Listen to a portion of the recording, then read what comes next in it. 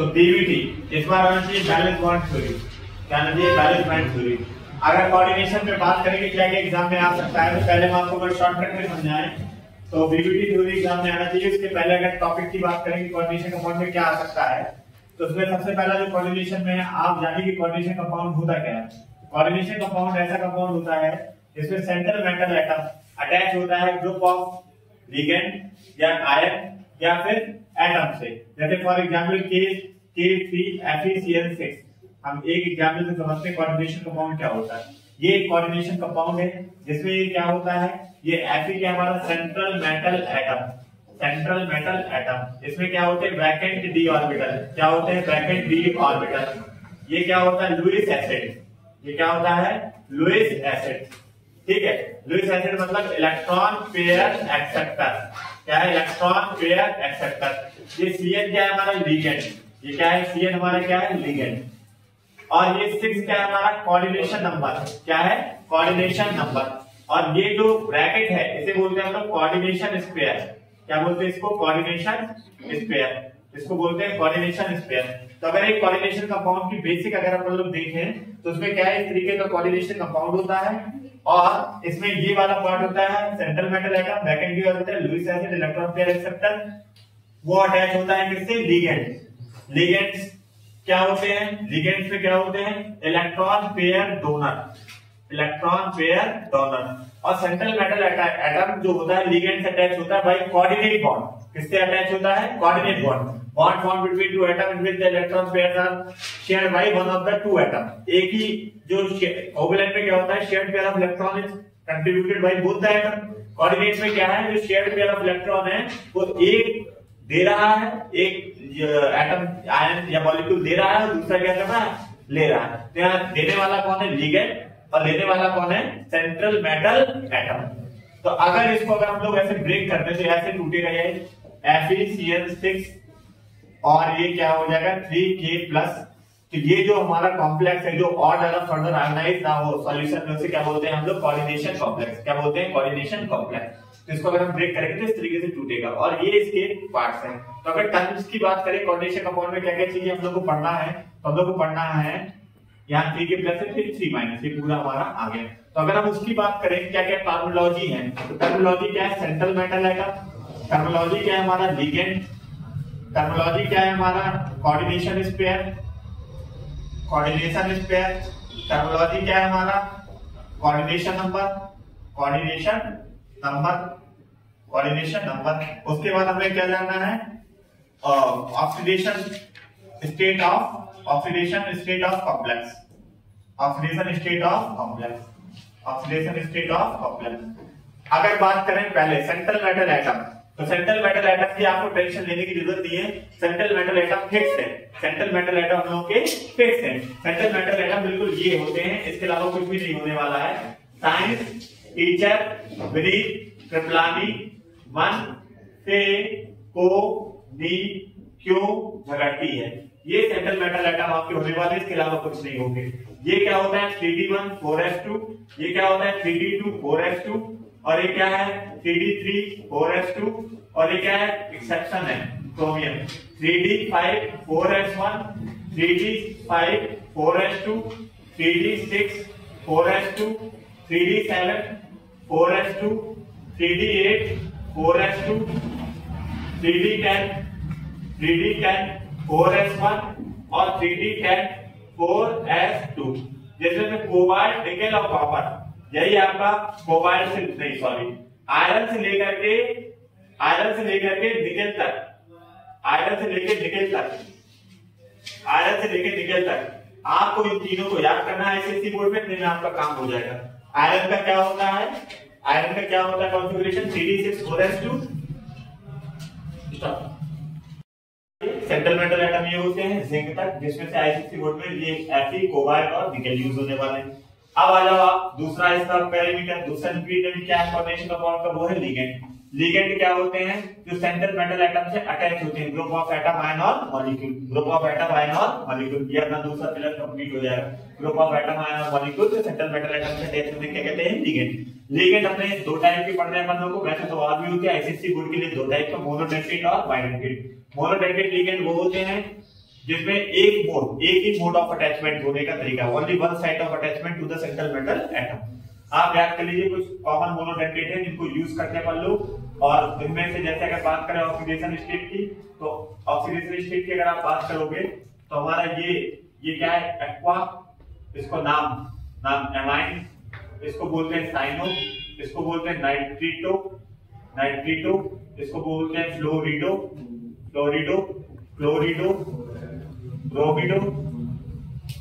ब्रोमिडो और आइनिडो। जैसे आप देखना इन दोनों की ऑक्सीडेशन स्टेट क्या होती है, जीरो। जैसे एक्वा और एमाइन की क्या होती है, जीरो, और इन सब की क्या होती है, -1। फिर कोई अगर यूज में आ गया तो हम उसको ले लेंगे, अभी तो केवल आप इतना जानिए। बाइडेंटेट लिगेंड में एक होता है CH2NH2, इसे बोलते हैं EN, एथिलीन डायमाइन। इसका ऑक्सीडेशन स्टेट क्या होता है, जीरो। क्या होता है, जीरो। और एक और होता है COO-, इसे क्या कहते हैं, ऑक्सीलेटो। इसका ऑक्सीडेशन स्टेट क्या होता है, -2। तो हम लोग के जो एग्जाम में कॉमन यूज होने वाले लिगेंड्स हैं वो केवल ये पिरिडीन वगैरह अगर आ गया तो बात अलग है, नहीं तो इतने में काम हो जाता है। और ये सेंट्रल मेटल एटम, इसमें सबसे ज्यादा यूज होने वाला K-O-D, आयरन, कोबाल्ट और निकेल। फिर हम लोग का थर्ड पिलर आता है कोऑर्डिनेशन स्पेयर। क्या होता है कोऑर्डिनेशन स्पेयर? वो स्पेयर है जिसके अंदर लिगेंड और सेंट्रल मेटल एटम इंक्लोज रहते हैं, उन्हें क्या कहते हैं, कोऑर्डिनेशन स्पेयर। तो हम लोग ने सेंट्रल मेटल एटम पढ़ लिया, हमने लिगेंड पढ़ लिया, फिर कोऑर्डिनेशन स्पेयर पढ़ लिया। कोऑर्डिनेशन स्पेयर इतना इंपॉर्टेंट नहीं है। अब कोऑर्डिनेशन नंबर क्या होता है? कोऑर्डिनेशन नंबर होता है number of ligand surrounding the central metal atom. जैसे यहाँ पे कोऑर्डिनेशन नंबर हमारा कितना है, 6। कितना है, 6। कितने लिगेंड सेंट्रल मेटल एटम को सराउंड करते हैं उसे क्या कहते हैं, कोऑर्डिनेशन नंबर।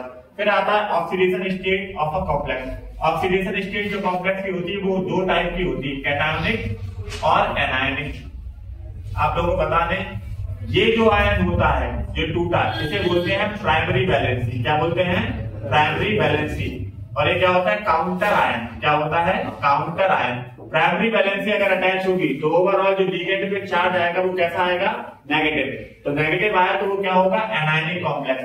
और अगर यही कंपाउंड ऐसा होता है NiH2O6 और यहाँ पर क्या होता है Cl2, तो बिल्कुल सारी कहानी सेम है। ये central metal atom, Lewis acid, electron pair acceptor, ये ligand, electron pair donor, Lewis base, coordination number, coordination sphere. लेकिन ये क्या कहलाएगा, सेकेंडरी वैलेंसी। क्या कहलाएगा, सेकेंडरी वैलेंसी। और सेकेंडरी वैलेंसी लगी होगी तो ये कैसे टूटेगा, 2Cl- और प्लस NiH2O6 और यहाँ पर क्या हो जाएगा 2+। तो अगर सेकेंडरी वैलेंसी है तो कंपाउंड हमारा कैसा होगा, कैटायनिक। और अगर प्राइमरी वैलेंसी है तो हमारा कंपाउंड कैसा होगा, एनायनिक। फिर इनका ऑक्सीडेशन नंबर निकालना है। ऑक्सीडेशन स्टेट किसका निकालेंगे, of a complex cationic anionic. और फिर निकालेंगे हम लोग oxidation number of central metal atom, जो कि बहुत आसान है, आप आराम से निकाल सकते हैं। जैसे इस केस में आयरन का निकालना है, तो टूट के आयरन कैसा हो गया, हमारा आयरन कैसा हो गया, FeCl6। और टूटने के बाद ऊपर वाला चार्ज कितना आया, 3-। कितना आया, 3-। कितना आया, 3-। तो अगर आयरन का आप ऑक्सीडेशन स्टेट निकालने गए तो क्या होगा, X6। साइनाइड का कितना है आप बताइए, साइनाइड का ऑक्सीडेशन स्टेट कितना है, -1। यहां से लेके यहां तक पूरा कितना है, -1। यहाँ पर क्या हो जाएगा, X+6 × -1। ओवरऑल चार्ज कितना है, -3। तो आयरन का X की वैल्यू कितनी आ गई बेटा, कितनी आ गई, 3। X की वैल्यू कितनी आ गई, 3। तो ये जो हमारा आयरन है, ये आयरन नहीं, क्या है, Fe+3। जो हमारा आयरन का, अब हम लोग बीबीटी थ्योरी जब देखेंगे समझेंगे आयरन का क्या होता है कॉन्फ़िगरेशन, 3d6 4s2। लेकिन जब यहाँ पर है Fe+3 तो इसके 3 इलेक्ट्रॉन जाने, 2 इलेक्ट्रॉन s के और 1 इलेक्ट्रॉन d के। यहाँ पर ये क्या बचेगा, 3d5। अब देखिए भाई लोगों, अपन लोगों ने देखो ये सब जान लिया। हम लोगों ने क्या देख लिया, oxidation state of central metal atom हम लोगों ने निकालना सीख लिया। Oxidation state of central metal atom हम लोग निकाल लेंगे, ठीक है, आयरन वगैरह। अब हमें नोमेनक्लेचर करना है। तो पहला क्वेश्चन जो इसमें बोर्ड में आता है वो नोमेनक्लेचर का आता है। लेकिन आईसीएसई में नोमेनक्लेचर भी आएगा और बीबीटी थ्योरी भी आएगी, दोनों में oxidation state of central metal atom बहुत जरूरी है। तो नोमेनक्लेचर की अगर बात करें हम लोग, तो नोमेनक्लेचर 2 टाइप के कंपाउंड का होता है। एक होता है हमारा कैटायनिक, एक होगा कैटायनिक और एक होगा एनायनिक। अगर कैटायनिक कॉम्प्लेक्स है तो सबसे पहले क्या करोगे, name of ligand followed by central metal atom उसका ऑक्सीडेशन स्टेट और प्लस सेकेंडरी वैलेंसी का नाम। सबसे पहले क्या लिखोगे, name of the ligand followed by simple metal atom, उसका ऑक्सीडेशन स्टेट और सेकेंडरी वैलेंसी। इसमें क्या करेंगे, जैसे एक कैटायनिक कॉम्प्लेक्स का एग्जांपल ये है अपना। नेम ऑफ द लिगेंड में क्या है, name of the ligand followed by simple metal atom oxidation state. अच्छा, नेम ऑफ द लिगेंड में एक चीज आपको याद रखना है कि लिगेंड कैसा है। जैसे 4 है तो टेट्रा, 2 है तो क्या होता है डाई, 3 है तो क्या होता है ट्राई। तो यहाँ पर जैसे अगर सेंट्रल मेटल एटम इसको करना है तो इसका नाम कैसे लिखेंगे, नेम ऑफ द लिगेंड, यहाँ पर फॉलोड बाय न्यूमेरिकल प्रीफिक्स भी लिख देंगे, followed by numerical prefix, followed by numerical prefix plus by central metal atom plus ये ऑक्सीडेशन स्टेट और सेकेंडरी वैलेंसी। तो यहाँ पर क्या है, न्यूमेरिकल प्रीफिक्स के साथ ये क्या होगा, टेट्रा एमाइन। ये कॉपर का ऑक्सीडेशन स्टेट कैसे, इसे तोड़ोगे तो क्या हो जाएगा, Cu NH3 4 और ओवरऑल चार्ज -2, तो इधर क्या हो जाएगा +2। यहाँ पर अगर सॉल्व करोगे तो x + 4 ऑक्सीडेशन स्टेट क्या होता है एमाइन का 0 = 2, तो x की वैल्यू क्या आ रही है 2। तो ये क्या हो जाएगा टेट्रा एमाइन कॉपर, और इसका ऑक्सीडेशन स्टेट कितना है कॉपर का 2, कॉपर 2। सेकेंडरी वैलेंसी का नाम क्या है सल्फेट, क्या है सेकेंडरी वैलेंसी का नाम सल्फेट। अब यहाँ पर अगर ऐसा है कैटायनिक कॉम्प्लेक्स जिसमें 2 लिगेंड है, एक है तुम्हारा एमाइन और एक है तुम्हारा एक्वा, एक है एमाइन एक है एक्वा, एक है एमाइन एक है एक्वा, तो क्या करोगे, ये देखो AM और ये क्या है AQ। तो आप देखिए, तब आप ये भी देखोगे कि यहाँ पेंटा है, यहाँ पे पेंटा है, इससे आपको मतलब नहीं है, आपको ये देखना है लिगेंड कौन न्यूमेरिकल प्रीफिक्स में कौन पहले आता है, मतलब कौन सी लिगेंड ABCD जैसे डिक्शनरी वाला रूल चलेगा। यहाँ पर क्या एमाइन भी है, दोनों A से स्टार्ट होता है, फिर आप देखोगे कि A के बाद यहाँ क्या आ रहा है M और यहाँ पर A के बाद क्या आ रहा है Q। तो यहाँ पर हमारा ये क्या हो जाएगा, इसको अगर हम लोग लिखने जाएंगे इसका नाम, तो इसको हम लिखेंगे कैसे, इसको लिखेंगे एमाइन पहले आएगा तो पेंटा एमाइन एक्वा। यहाँ पर इसका ऑक्सीडेशन स्टेट तो निकाले नहीं, वो क्या हो जाएगा, यहाँ पर क्या हो जाएगा x + 5 × 0 + 0 = ये Cl3 माइनस है तो ओवरऑल यहाँ पे क्या देगा +3, तो x की वैल्यू कितनी आ रही है 3। पेंटा एमाइन एक्वा कोबाल्ट 3 क्लोराइड, ये हो जाएगा। अब हम लोग जब एनायनिक कॉम्प्लेक्स लिखेंगे, एनायनिक कॉम्प्लेक्स का नोमेनक्लेचर करेंगे, तो क्या करेंगे हम लोग, पहले क्या लिखेंगे प्राइमरी वैलेंसी, फिर सारे रूल सेम है, फिर क्या हो जाएगा ligand plus central metal atom. लेकिन इस बार सेंट्रल मेटल एटम में एनायनिक कॉम्प्लेक्स है तो क्या होगा, सेंट्रल मेटल एटम में 8 जुड़ जाएगा। इसके बाद ऑक्सीडेशन स्टेट प्लस बस खत्म, ये हो जाएगा। तो जैसे अगर आप एक इस कंपाउंड को देखें, मान लो अगर हम लोग एक उस कंपाउंड को देखें तो K3FeCN6, ये वाला जो कंपाउंड है कैसा है एनायनिक कॉम्प्लेक्स। क्यों, इसको तोड़ोगे तो क्या हो जाएगा, यहाँ तोड़ोगे तो क्या हो जाएगा 3K+ और यहाँ पर क्या आ जाएगा FeCN6 3- क्या आ जाएगा 3-। नाम लिखोगे तो ये क्या पोटेशियम, क्या है पोटेशियम, प्राइमरी वैलेंसी लिख दी। अब क्या है हेक्सा साइनो और आयरन है तो फेर और ये 8 और इसका ऑक्सीडेशन स्टेट क्या होगा x + 6 × -1 = -3, x की वैल्यू 3, हेक्सा साइनो फेरेट 3, ये क्या आएगा हमारा पोटेशियम हेक्सा साइनो फेरेट 3। और अगर इस टाइप का कंपाउंड है, इस टाइप का कंपाउंड है जहाँ पे इथिलीन डाइमाइन, पहले से डाई आ रहा है, क्या आ रहा है डाई, आप देख लीजिए बाइडेंटेड लिगेंड है, तो यहाँ पर क्या लिखेंगे, ये 2 लिखा है तो इसे डाई नहीं करेंगे, तब क्या करेंगे बिस और क्या लिखेंगे इथिलीन डाइमाइन बिस इथिलीन डाइमाइन। तब हम लोग 2 है तो बिस, 3 है तो प्रेजेंस। जहां पहले से डाई ट्राई आ रहा है किसी कंपाउंड के अंदर, नाम ही इसका इथिलीन डाइमाइन, तो यहाँ पे नीचे अगर 2 लगाया बेस में तो उसे क्या बोलेंगे बिस इथिलीन डाइमाइन। और इसके बाद क्या है ये कोबाल्ट, क्या है कोबाल्ट 3, यहाँ पर Cl2 होता तो कोबाल्ट 3 क्लोराइड। तो ये हो गया नोमेनक्लेचर खत्म। अब हम लोग का जो अगला क्वेश्चन है कल के एग्जाम में आने के लिए वो है बीबीडी थ्योरी। तो इसमें क्वेश्चन कैसे आता है, इसमें ऐसा क्वेश्चन आता है, मान लो कोई कॉम्प्लेक्स दे दिया Fe K3FeCN6 बहुत ही 100% चांस है कि क्वेश्चन कल आए एग्जाम में। K3FeCN6 है। अब मान लो इसमें आपसे क्या क्या पूछेगा बताइए, हाइब्रिडाइजेशन, इसमें पूछेगा मैग्नेटिक बिहेवियर, और यहाँ पे पूछेगा आपका स्पिन। क्या पूछेगा? स्पिन। तो सबसे पहले आप क्या करोगे, आप कोऑर्डिनेशन नंबर देखा आपने 6, तो 6 में 2 हाइब्रिडाइजेशन होगा, या तो sp3d2 होगा या फिर d2sp3 होगा। कैसे होगा हमें नहीं पता। अब d2sp3 है तो वो लिगेंड क्या होगा? हाइपर लिगेटेड। क्या होगा? हाइपर लिगेटेड का मतलब करीब है मेटल के। और अगर sp3d2 है वो किसके केस होगा? ये वीक लिगेंड होगा तो ये होगा, और अगर स्ट्रॉन्ग लिगेंड होगा तो ये होगा। ये क्या होगा? हाइपोलिगेटेड। क्या होगा? हाइपोलिगेटेड। स्ट्रॉन्ग लिगेंड की स्पिन क्या होगी? लो, और वीक लिगेंड की स्पिन क्या होगी? हाई। अब ये कैसे पता चलेगा लिगेंड स्ट्रॉन्ग है कि वीक? उसके लिए एक ट्रिक है, XONC। जो भी हैलोजन है या फिर ये है, ये दोनों कैसे होंगे? Week ligand. H2O हैलोजन, सोलिडो, क्लोरिडो, ब्रोमिडो, जितने भी नाइट्रोजन और कार्बन कंटेनिंग साइनो वगैरह वो सब क्या होंगे? स्ट्रॉन्ग। ये हो गया वीक लिगेंड और ये क्या हो गया? स्ट्रॉन्ग। आपको करना क्या है, ये कंपाउंड देगा हाइब्रिडाइजेशन। अगर स्ट्रॉन्ग लिगेंड है तो हाइब्रिडाइजेशन, अगर कोऑर्डिनेशन नंबर 6 है तो हाइब्रिडाइजेशन क्या होगा? D2sp3। ये देखिए ये CN है, CN मतलब एक कार्बन वाला, फिर स्ट्रॉन्ग लिगेंड है तो इसका हाइब्रिडाइजेशन क्या होगा? D2sp3। इसमें देखो इसकी क्या होगी? लो। मैग्नेटिक बिहेवियर कैसे निकाल लेंगे? मैग्नेटिक बिहेवियर इस बात पर डिपेंड करता है कि जो हमारे d ऑर्बिटल है उसमें इलेक्ट्रॉन पेयर्ड है क्या? पेयर्ड। तो बीबीटी थ्योरी क्या कहती है? बीबीटी थ्योरी ये बोलती है in the presence of strong ligand,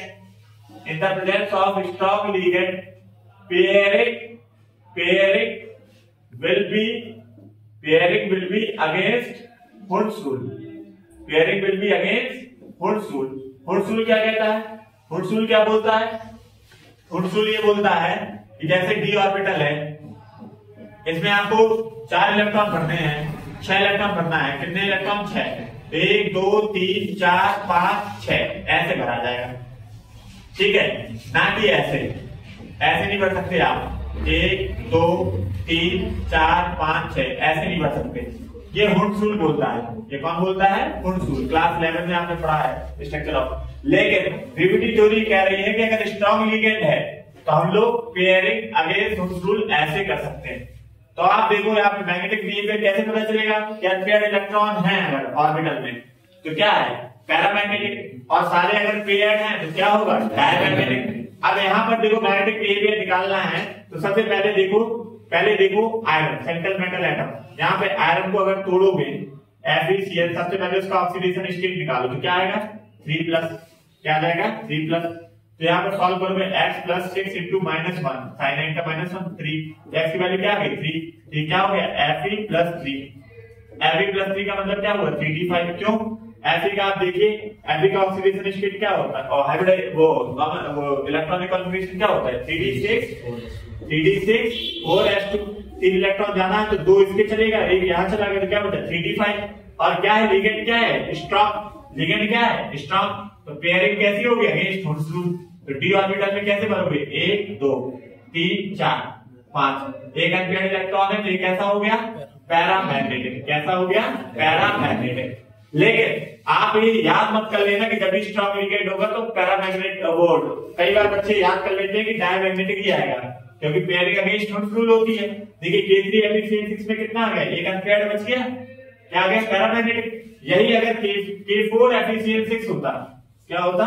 K4FeCN6 होता, K4FeCN6 होता तो सॉल्व करके देखिए आप। Fe की वैल्यू क्या आएगी? +2। उस केस में क्या बचेगा? 3d6। जब 3d6 को आप भरोगे इसमें, यहाँ क्या हो जाएगा? 1 2 3 4 5 6। तो यहाँ पे सारे क्या है? पेयर्ड। तो यहाँ पर क्या आ जाता है? Magnetic behaviour diamagnetic. बाकी सारी चीजें सेम। क्या? हाइब्रिडाइजेशन, स्ट्रॉन्ग लिगेंड है तो D2sp3। मैग्नेटिक बिहेवियर के लिए आपको सेंट्रल मेटल एटम का ऑक्सीडेशन स्टेट निकालना पड़ेगा। सेंट्रल मेटल एटम का ऑक्सीडेशन स्टेट निकालेंगे और उसके बाद इधर पे आयरन, कोबाल्ट, निकेल, इसके अलावा और कोई नहीं आएगा इसी बोर्ड में। उससे आप निकालेंगे 3d कितना आ रहा है। अगर स्ट्रॉन्ग लिगेंड है तो pairing will be against Hund's rule. Week ligand है तो नॉर्मल हुंड्स रूल के हिसाब से होगा और अब हमको पता चल जाएगा मैग्नेटिक बिहेवियर क्या है। जैसे कि एग्जांपल हम आपको लेके दिखा रहे हैं, NiH2O6 है। NiH2O6 है, Cl2, तो यहाँ पर Ni की वैल्यू क्या आ जाएगी +2, तो Ni+2 का मतलब क्या हुआ 3D8 क्या आ जाएगा 3D8, Ni क्या होता है 3D8 4H2, तो अगर आप इसको कर दोगे तो क्या आ जाएगा यहाँ पे 3D8, क्या आ जाएगा 3D8, तो यहाँ पर 3D8 को कैसे लिखोगे, क्योंकि H2O क्या है ऑक्सीजन वीक लिगेंड, तो यहाँ पे डी ऑर्बिटल में ऐसे भरेंगे 1 2 3 4 5 6 7 8, 2 अनपेयर्ड है, तो यहाँ पर क्या हो जाएगा इसका पैरामैग्नेटिक, और इसका मैग्नेटिक मूवमेंट निकालना है तो बार मैग्नेटिक क्या हो जाएगा n+2, number of unpaired electron कितने 2 और 2+2, सॉल्व कर लो इसको, ये आ जाएगा इसका मैग्नेटिक मूवमेंट, और ये बार मैग्नेटिक की टर्म में आता है, वो कोई पूछता नहीं। तो ये हो गया हम लोगों का क्वेश्चन, जिसमें आईसीएससी में ये आ सकता है, ये आ सकता है, ये आ सकता है, एक और आ सकता है COF6, और यहाँ पर क्या है 3-, ये आप कमेंट करके बताइएगा कि इसका आंसर क्या आएगा, क्वेश्चन आएगा, इसके अलावा कोई नहीं आएगा। 3-4 मार्क्स में आने की चांसेस है, या तो नॉमेनक्लेचर आएगा, या ये आएगा, या फिर आइसोमेरिज्म आएगा, जो कि स्ट्रक्चरल आइसोमेरिज्म बहुत आसान है, लिंकेज हाइड्रेट कोऑर्डिनेट और आयनाइजेशन, लिंकेज कोऑर्डिनेट हाइड्रेट और आयनाइजेशन। इसके अलावा ज्योमेट्रिकल आइसोमर में अगर कोई क्वेश्चन आएगा ऑप्टिकल में, तो आप याद रखिए COEN2Cl2, इसका ज्योमेट्रिकल और ऑप्टिकल आइसोमर बनाने को आएगा, इसको आप डायरेक्टली याद कर सकते हैं। इसके अलावा और कोई क्वेश्चन आने की चांसेस नहीं है। Crystal field theory ICSE board में पूछी नहीं जाती है, लेकिन अगर पूछ भी ली गई तो भी कठिन नहीं है, बड़े आराम से आप कर सकते हैं, ठीक है। उसको